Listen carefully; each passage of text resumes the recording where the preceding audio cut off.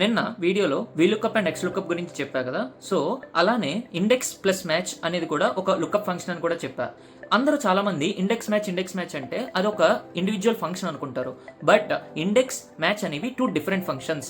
మనం lookup function కోసం ఈ రెండింటిని కంబైన్ చేస్తూ ఒక ఫంక్షన్ కింద వాడుకుంటాం. ఫస్ట్ ఆఫ్ ఆల్ ఈ వీడియోలో క్విక్ గా ఇండెక్స్ అనే ఫంక్షన్ అంటే ఏంటో ఒకసారి తెలుసుకుందాం, ఓకేనా. ఇండెక్స్ ప్లస్ మ్యాచ్ అనేది లుకప్ ఫంక్షన్ అని చెప్పాను కదా. సో ఫస్ట్ ఆఫ్ ఆల్ స్లోగా మనం ఇండెక్స్ ఫంక్షన్ గురించి తెలుసుకుందాం, ఓకే. చిన్నప్పుడు మనం ఏదైనా నోట్స్ ప్రిపేర్ చేసుకునేటప్పుడు ఫస్ట్ ఆఫ్ ఆల్ మనం ఒక ఇండెక్స్ అని చెప్పి ఒక పేజ్ లో మనం రాసుకుంటాం. సో చాప్టర్ 1 అనేది ఇండెక్స్ అంటే 10th పేజ్ లో ఉంది అని చెప్పి ఒక రిఫరెన్స్ ఇచ్చుకుంటాం.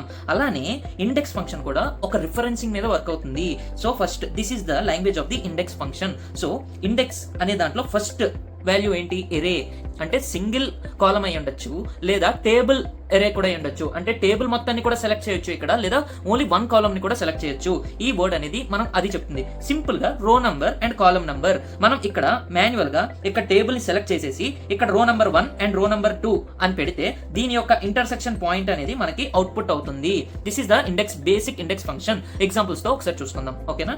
ఇండెక్స్ ఫార్మ్ లో వాడిన తర్వాత ఇక్కడ ఎరే అనే దాంట్లో ఇక్కడ ఏం యూజ్ చేశారు? ఓన్లీ ఈ సాలరీ అనే కాలం మాత్రమే సెలెక్ట్ చేశాడు. అంటే ఇక్కడ ఓన్లీ లుకప్ ఎరేని సెలెక్ట్ చేశాడు.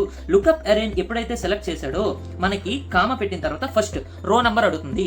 రో నంబర్ ఏంటి? మనకు కావాల్సిన అవుట్పుట్ సాలరీలో మనకు కావాల్సింది ఇక్కడ 5 ఉంది కాబట్టి 1 2 3 4 5. సో మన అవుట్పుట్ ఇది అవుతుంది.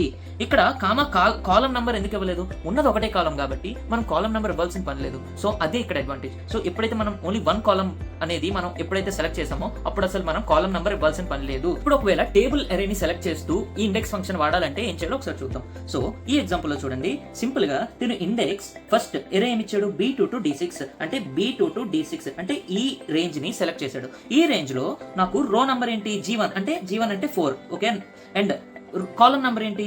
G2 అంటే 3, ఓకే. రో నంబర్ 4 కాలం నంబర్ 3 అంటే ఈ టేబుల్లో నాకు రో number 4 and column number 3 intersection point అనేది ఏముందో అవుట్పుట్ నాకు కావాలి. సో రో నంబర్ 4 1 2 3 4, కాలం నంబర్ 3 1 2 3. సో ఈ రెండింటికి ఇంటర్సెక్షన్ పాయింట్ ఏముంది? ఇక్కడ మనకి 19 ఉంది. సో 19 అనేది మనకి ఇక్కడ అవుట్పుట్ అయిపోతుంది. సో ఇండెక్స్ ఫంక్షన్ ని మనం ఇలా వాడాలి.